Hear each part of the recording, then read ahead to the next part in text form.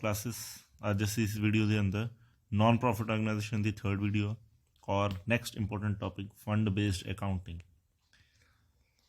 बहुत important topic है, ये भी MCQs क्वेश्चन पूछे जाते हैं खासकर +2 सिलेबस के और ये वेरी वेरी इंपोर्टेंट टॉपिक आ नॉन प्रॉफिट ऑर्गेनाइजेशन के अंदर। Let's start without wastage of time. हाँ जी, फंड बेस्ड अकाउंटिंग कहता ये पर मीनिंग करा, कॉन्सैप्ट करा, प्लस ये भी डिस्कस करा कि किस तरह के MCQs क्वेश्चन आते हैं। So let's start. कहते फंड बेस्ड अकाउंटिंग की it is an accounting method practice that is followed for preparing an accounts in which amount available for a specific purpose shown under a specific fund account। ਹੁਣ ਇੱਥੇ क्या की जा रहा ਪਹਿਲਾਂ ਤਾਂ ਇਹ ਸਮਝੋ। ਕਹਿੰਦੇ ਕੋਈ ਵੀ ਆਪਾਂ ਇੱਕ ਮੈਥਡ ਆ, ਇੱਕ ਪ੍ਰੈਕਟਿਸ ਆ। ਦੇਖੋ ਲਿਖਿਆ ਇਟਸ ਅ ਮੈਥਡ ਔਰ ਅ ਪ੍ਰੈਕਟਿਸ ਕਿ ਆਪਾਂ ਇੱਕ ਅਕਾਊਂਟ ਪ੍ਰਿਪੇਅਰ ਕਰਦੇ ਹਾਂ। ਦੇਖੋ ਨॉन ਪ੍ਰੋਫਿਟ ਆਰਗੇਨਾਈਜੇਸ਼ਨ ਦੇ ਅੰਦਰ ਨਾ ਦੋ ਤਰੀਕੇ ਦਾ ਡੋਨੇਸ਼ਨ ਹੁੰਦਾ। ਪਹਿਲੀ ਗੱਲ ਆਪਾਂ ਫੰਡ ਬੇਸਡ ਅਕਾਊਂਟਿੰਗ ਸਟਾਰਟ ਕਰਨ ਤੋਂ ਪਹਿਲਾਂ ਆਪਾਂ ਇਸ ਚੀਜ਼ ਨੂੰ ਡਿਸਕਸ ਕਰਦੇ ਹਾਂ। ਡੋਨੇਸ਼ਨ ਦੋ ਤਰੀਕੇ ਦਾ ਹੁੰਦਾ, ਇੱਕ ਹੁੰਦਾ ਸਪੈਸੀਫਿਕ, ਇੱਕ ਹੁੰਦਾ ਜਨਰਲ। ਜਦੋਂ ਕੋਈ ਆਪਾਂ ਨੂੰ ਡੋਨੇਸ਼ਨ ਦੇ ਕੇ ਜਾਂਦਾ, ਮੰਨ ਲਓ ਮੇਰੀ ਕੋਈ ਸੰਸਥਾ ਵਾ, ਮੈਨੂੰ ਕੋਈ ਪੈਸੇ ਦੇ ਕੇ ਗਿਆ ਅਤੇ ਉਹ ਕਹਿ ਰਿਹਾ ਵੀ ਮੇਰੀ ਕੋਈ ਸੰਸਥਾ ਵਾ ਜਿਹਦੇ ਵਿੱਚ ਬਿਰਧ ਆਸ਼ਰਮ ਆ, ਲਾਈਕ ਬਿਰਧ ਆਸ਼ਰਮ ਮਤਲਬ ਬਜ਼ੁਰਗਾਂ ਨੂੰ ਸਾਂਭਣ ਦੇ ਲਈ ਕੇਅਰ ਕੀਤੀ ਜਾਂਦੀ ਉਹਨਾਂ ਦੀ। ਸੋ ਉਹਦੇ ਵਿੱਚ ਜੇ ਮੈਨੂੰ ਕੋਈ ਪੈਸੇ ਦੇ ਕੇ ਗਿਆ, ਮੈਨੂੰ ਕੋਈ 25,000 ਰੁਪਈਆ ਫੜਾ ਗਿਆ ਅਤੇ ਮੈਨੂੰ ਕਹਿ ਰਿਹਾ ਕਿ ਕੋਈ ਨਹੀਂ, ਤੁਹਾਨੂੰ ਜਿੱਥੇ ਲੋੜ ਹੋਈ ਤੁਸੀਂ ਇਹ ਪੈਸੇ ਨੂੰ ਵਰਤ ਲਿਓ। This is known as a general fund. ਮਤਲਬ ਜਨਰਲ ਫੰਡ ਉਹ ਇਹ ਨਹੀਂ ਦੱਸ ਕੇ ਗਿਆ ਵੀ ਤੁਸੀਂ ਇਸ ਪੈਸੇ ਦਾ ਕੀ ਕਰਨਾ। ਉਹ ਕਹਿੰਦੇ ਕਿ ਤੁਹਾਨੂੰ ਜਿੱਥੇ ਲੋੜ ਹੋਈ, ਜਿੱਥੇ ਤੁਹਾਨੂੰ ਚੰਗਾ ਲੱਗਿਆ, ਤੁਸੀਂ ਆਹ 25,000 ਰੁਪਈਆ ਇਹਨਾਂ ਦੀ ਬਜ਼ੁਰਗਾਂ ਦੀ ਸੇਵਾ ਦੇ ਵਿੱਚ ਵਰਤ ਲਿਓ। So this is known as general fund. ਹੁਣ ਆ ਗਿਆ ਸਪੈਸੀਫਿਕ ਫੰਡ। ਸਪੈਸੀਫਿਕ ਫੰਡ ਕੀ ਆ ਕਿ ਜਦੋਂ ਉਹ ਸਾਨੂੰ ਐਂ ਕਹਿ ਕੇ ਗਿਆ ਵੀ ਅਸੀਂ ਇੱਥੇ ਤੁਹਾਡੇ ਕੋਲ ਜਗ੍ਹਾ ਘੱਟ ਲੱਗ ਰਹੀ ਆ ਅਤੇ ਅਸੀਂ ਤੁਹਾਨੂੰ ਪੈਸੇ ਦੇ ਰਹੇ ਹਾਂ, ਤੁਸੀਂ 2 ਕਮਰੇ ਬਣਵਾ ਲਓ, ਤੁਸੀਂ 2 ਰੂਮਸ ਨੂੰ ਕੰਸਟਰਕਟ ਕਰਵਾ ਲਓ, ਅਸੀਂ ਜੋ ਵੀ ਖਰਚਾ ਆਇਆ ਅਸੀਂ ਤੁਹਾਨੂੰ ਪੇ ਆਊਟ ਕਰਾਂਗੇ। ਜਾਂ ਉਹਨਾਂ ਨੇ ਆਪਾਂ ਨੂੰ ਐਡਵਾਂਸ ਪੈਸਾ ਦਿੱਤਾ ਵੀ ਆਹ ਚੱਕੋ 10 ਲੱਖ ਰੁਪਇਆ 20 ਲੱਖ ਰੁਪਇਆ, ਤੁਸੀਂ 2 ਕਮਰੇ ਤਿਆਰ ਕਰ ਲਓ ਤਾਂ ਕਿ ਇੱਥੇ ਜਿਹੜੇ ਲੋਕ ਰਹਿੰਦੇ ਨੇ ਉਹਨਾਂ ਲਈ ਸਹੂਲਤ ਬਣ ਜੇ, ਉਹ ਚੰਗੀ ਤਰ੍ਹਾਂ ਰਹਿ ਸਕਣ।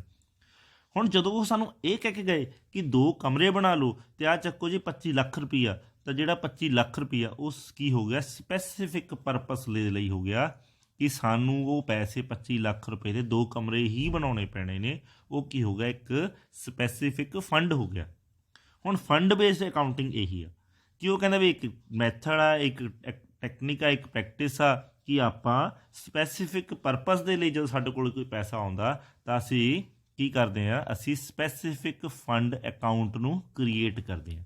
ਆਈ ਹੋਪ ਤੁਹਾਨੂੰ ਸਮਝ ਲੱਗ ਗਿਆ ਹੋਊਗਾ ਫੰਡ ਬੇਸਡ ਅਕਾਊਂਟਿੰਗ ਕੀ ਆ। ਜਦੋਂ ਸਪੈਸੀਫਿਕ ਫੰਡ ਆਉਂਦਾ ਸਾਡੇ ਕੋਲ ਕਿ ਤੁਸੀਂ ਆਹ ਕੰਮ ਕਰਨਾ ਵਾ ਨॉन ਪ੍ਰੋਫਿਟ ਆਰਗੇਨਾਈਜੇਸ਼ਨ ਦੇ ਅੰਦਰ, ਤਾਂ ਸਾਨੂੰ ਇੱਕ ਸਪੈਸ਼ਲ ਖਾਤਾ ਖੁਲਾਉਣਾ ਪੈਂਦਾ ਜਿਹਦਾ ਨਾਮ ਹੀ ਸਪੈਸੀਫਿਕ ਫੰਡ ਅਕਾਊਂਟ ਮੀਨਸ ਜਿਹੜੇ ਪਰਪਸ ਲਈ ਬਣਾਇਆ ਗਿਆ ਅਸੀਂ ਉਹਦਾ ਨਾਮ ਰੱਖਦੇ ਹਾਂ।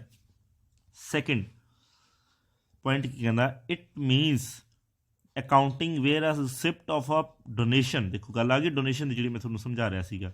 And a income related to a particular fund are credit to the particular fund. ਹੁਣ ਮੰਨ ਲਓ ਆਪਾਂ ਬਿਲਡਿੰਗ ਫੰਡ ਆ ਗਿਆ, ਬਿਲਡਿੰਗ ਕੰਸਟਰਕਟ ਫੰਡ ਆ ਗਿਆ ਅਤੇ ਆਪਾਂ ਇੱਥੇ ਬਿਲਡਿੰਗ ਅਕਾਊਂਟ ਬਣਾ ਲਿਆ ਕਿਉਂਕਿ ਸਪੈਸੀਫਿਕ ਪਰਪਸ ਫੰਡ ਅਕਾਊਂਟ ਬਣਾਉਣਾ, ਬਿਲਡਿੰਗ ਫੰਡ ਅਕਾਊਂਟ ਬਣਾ ਲਿਆ ਅਤੇ ਉਹਨੇ ਸਾਨੂੰ ਕਿਹਾ ਕਿ ਤੁਸੀਂ ਬਿਲਡਿੰਗ ਤਿਆਰ ਕਰੋ, ਅਸੀਂ ਤੁਹਾਨੂੰ 25-50 ਲੱਖ ਰੁਪਈਆ ਦਿੰਦੇ ਹਾਂ।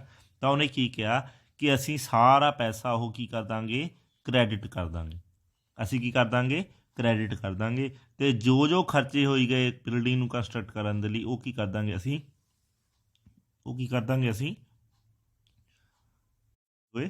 ਸੋ ਅਸੀਂ ਕੀ ਕਰ ਦਾਂਗੇ, ਉਹਨਾਂ ਨੂੰ ਡੈਬਿਟ ਕਰ ਦਾਂਗੇ। ਸਮਝ ਗਏ ਕਿ ਜਿੰਨੇ ਵੀ ਲਾਈਕ ਆਪਾਂ ਬਿਲਡਿੰਗ ਬਣਾਉਣੀ ਆ, ਬਿਲਡਿੰਗ ਫੰਡ ਬਣ ਗਿਆ, ਸੋ ਜਿੰਨੇ ਵੀ ਆਪਣੀ ਇਨਕਮ ਹੋਈ ਕ੍ਰੈਡਿਟ ਕਰ ਦਾਂਗੇ, ਜਿੰਨੇ ਵੀ ਖਰਚੇ ਉਹ ਸਾਡੇ ਅਸੀਂ ਡੈਬਿਟ ਕਰੀ ਜਾਵਾਂਗੇ। ਸੋ ਇਹੀ ਸੈਕਿੰਡ ਪੁਆਇੰਟ ਲਿਖਿਆ, it means the accounting whereby a receipt of a donation and incomes are related to a particular fund are ਕ੍ਰੈਡਿਟਿਡ।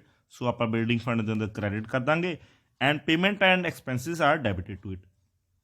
ਜਿੰਨੇ ਵੀ ਖਰਚੇ ਹੋਈ ਗਏ ਉਹ ਅਸੀਂ ਕਰ ਦਾਂਗੇ ਡੈਬਿਟਿਡ ਕਰ ਦਾਂਗੇ। ਆਈ ਹੋਪ ਤੁਹਾਨੂੰ ਸਮਝ ਲੱਗ ਗਿਆ ਹੋਊਗਾ ਫੰਡ ਬੇਸਡ ਅਕਾਊਂਟਿੰਗ ਕੀ ਹੁੰਦਾ ਵਾ। ਨੈਕਸਟ ਨॉन ਪ੍ਰੋਫਿਟ ਆਰਗੇਨਾਈਜੇਸ਼ਨ ਦੇ ਅੰਦਰ ਹੀ ਅਕਾਊਂਟ ਬਣਾਇਆ ਜਾਂਦਾ। So maintain a separate bank account for a each fund. ਹੁਣ ਜਿੰਨੇ ਵੀ ਇਹੋ ਜਿਹੇ ਸਪੈਸੀਫਿਕ ਫੰਡ ਦੇ ਸਾਡੇ ਖਰਚੇ ਹੋਣਗੇ ਔਰ ਸਾਨੂੰ ਅਸੀਂ ਉਨਾ ਹੀ ਸਪੈਸੀਫਿਕ ਮਤਲਬ ਉਹਦਾ ਇੱਕ ਅਕਾਊਂਟ ਵੀ, ਬੈਂਕ ਅਕਾਊਂਟ ਵੀ ਸੈਪਰੇਟ ਬਣਾਵਾਂਗੇ ਕਿਉਂਕਿ ਨॉन ਪ੍ਰੋਫਿਟ ਆਰਗੇਨਾਈਜੇਸ਼ਨ ਆ, ਸਾਨੂੰ ਆਉਣਾ ਤਾਂ ਡੋਨੇਸ਼ਨ ਹੀ ਆ। Donation and income received towards that fund building fund ਦੇ ਅੰਦਰ ਲਾਈਕ ਆਪਾਂ ਮੈਂ ਤੁਹਾਨੂੰ ਦੱਸਿਆ ਕਿ ਆਪਾਂ ਬਿਲਡਿੰਗ ਕੰਸਟਰਕਟ ਕਰ ਰਹੇ ਹਾਂ, ਲਾਈਕ ਮੈਂ ਤੁਹਾਨੂੰ ਸਮਝਾਇਆ ਕਿ ਆਪਾਂ ਬਿਲਡਿੰਗ ਕੰਸਟਰਕਟ ਕਰ ਰਹੇ ਹਾਂ। ਓਕੇ, ਬਿਲਡਿੰਗ ਕੰਸਟਰਕਟ ਕਰਦੇ ਵਕਤ ਸਾਨੂੰ ਕੋਈ ਪਹਿਲਾਂ 10 ਲੱਖ ਰੁਪਇਆ ਦੇ ਗਿਆ, ਫਿਰ 15 ਲੱਖ ਦੇ ਗਿਆ, ਫਿਰ 20 ਲੱਖ ਦੇ ਗਿਆ, ਉਹ ਸਾਰਾ ਅਸੀਂ ਕੀ ਕਰਾਂਗੇ, ਕ੍ਰੈਡਿਟ ਕਰੀ ਜਾਵਾਂਗੇ।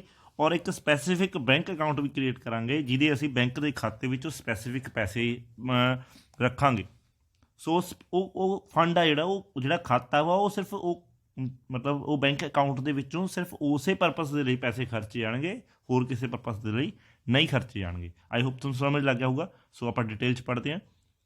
ਦੇਖੋ, non profit organisation maintain a separate bank account for each fund, donation and income received towards that fund are credit to the fund account and expenses to be are debit to the fund account. So आप जिन्ने भी मतलब जिन्ने भी incomes receive हुई वो credit करी जावांगे, जिन्ने खर्चे हो डेबिट करी जावांगे। नैक्सट कहना जे क्रेडिट बैलेंस बचदा, हुण देखो ये असल दे विच ना ਜਿਹੜਾ ਮੈਂ ਤੁਹਾਨੂੰ ਸਮਝਾਇਆ ਕਿ ਦੋ ਤਰ੍ਹਾਂ ਦੇ ਫੰਡ ਹੁੰਦੇ ਨੇ, ਜਨਰਲ ਅਤੇ ਸਪੈਸੀਫਿਕ। ਜਨਰਲ ਜਦੋਂ ਆਪਾਂ ਨੂੰ ਕੋਈ ਪੈਸੇ ਦੇਗਾ 25,000 ਰੁਪਇਆ, ਤੁਸੀਂ ਵੀ ਕਿਤੇ ਵੀ ਖਰਚ ਲਿਓ, ਉਹ ਸਾਡੀ ਲਾਇਬਿਲਿਟੀ ਨਹੀਂ ਗੀ, ਉਹ ਸਾਡਾ ਐਸਟ ਬਣ ਜਾਂਦਾ, ਕਿਉਂਕਿ ਅਸੀਂ ਉਹ ਪੈਸੇ ਨੂੰ ਕਿਤੇ ਵੀ ਖਰਚ ਲਈਏ। ਲਾਈਕ ਐਸਟ ਮੀਨਸ ਇਨ ਦਾ ਸੈਂਸ ਵੀ ਅਸੀਂ ਉਹ ਪੈਸੇ ਨੂੰ ਕਿਤੇ ਵੀ ਯੂਟੀਲਾਈਜ਼ ਕਰ ਸਕਦੇ ਹਾਂ, ਸਾਡੇ ਸਿਰ 'ਤੇ ਸਿਰਦਰਦੀ ਨਹੀਂ ਗੀ।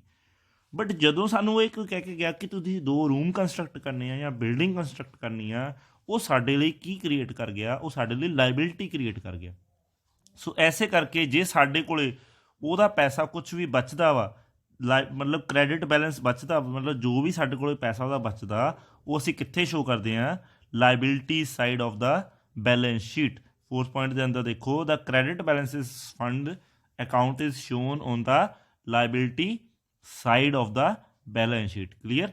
ਅੱਛਾ, ਜੇ ਡੈਬਿਟ ਬੈਲੈਂਸ ਬਚ ਗਿਆ ਫਿਰ ਉਹਨੂੰ ਆਪਾਂ ਇਨਕਮ ਐਂਡ ਐਕਸਪੈਂਡੀਚਰ ਦੇ ਡੈਬਿਟ ਸਾਈਡ ਦਿਖਾ ਦਿੰਦੇ, ਕਿਉਂਕਿ ਉੱਥੇ ਅਸੀਂ ਸਾਰੇ ਖਰਚੇ ਪਾਉਂਦੇ। ਮਤਲਬ ਸਪੋਜ਼ ਕਰੋ ਕਿ ਮੈਂ ਗੱਲ ਕਰਿਆ ਵੀ ਜੇ 25 ਲੱਖ ਦਾ ਸਾਨੂੰ ਕੋਈ ਪੈਸਾ ਦੇ ਕੇ ਗਿਆ ਸੀ, ਸਾਡੇ ਤੋਂ ਥੋੜ੍ਹੇ ਉੱਪਰ ਜ਼ਿਆਦਾ 10,000 ਰੁਪਏ ਐਕਸਟਰਾ ਖਰਚਾ ਹੋ ਗਿਆ, ਤਾਂ ਅਸੀਂ ਇਨਕਮ ਐਂਡ ਐਕਸਪੈਂਡੀਚਰ ਅਕਾਊਂਟ ਦੇ ਡੈਬਿਟ ਸਾਈਡ ਦਿਖਾ ਦੇਣਾ ਕਿ ਸਾਡਾ ਐਕਸਟਰਾ ਖਰਚਾ ਹੋ ਗਿਆ, ਜਿੰਨੇ ਕਿ ਸਾਨੂੰ ਫੰਡਸ ਮਿਲੇ ਸੀ ਉਸ ਤੋਂ ਸਿਵਾਏ। ਆਈ ਹੋਪ ਤੁਹਾਨੂੰ ਫੰਡ ਬੇਸਡ ਅਕਾਊਂਟਿੰਗ ਦਾ ਜਿਹੜਾ ਮੀਨਿੰਗ ਆ ਕਲੀਅਰ ਹੋ ਗਿਆ ਹੋਊਗਾ। ਪਹਿਲੀ ਗੱਲ ਇਹ ਪਹਿਲੀ ਗੱਲ ਕਿ ਇਹ ਸਪੈਸੀਫਿਕ ਪਰਪਸ ਦੇ ਲਈ ਬਣਾਇਆ ਜਾਂਦਾ ਵਾ। ਕਲੀਅਰ। ਦੂਸਰਾ ਕੀ ਸੀਗਾ ਕਿ ਇਹ ਡੋਨੇਸ਼ਨ ਨੂੰ ਆਪਾਂ ਪਰਟੀਕੂਲਰ ਅਲੱਗ ਫੰਡ ਪਾਉਂਦੇ ਆ, ਅਤੇ ਕ੍ਰੈਡਿਟ ਸਾਈਡ ਉਹਦੇ ਪੇਮੈਂਟ ਪਾਉਂਦੇ ਆ, ਅਤੇ ਡੈਬਿਟ ਸਾਈਡ ਸਾਰੇ ਖਰਚੇ ਪਾਉਂਦੇ ਆ।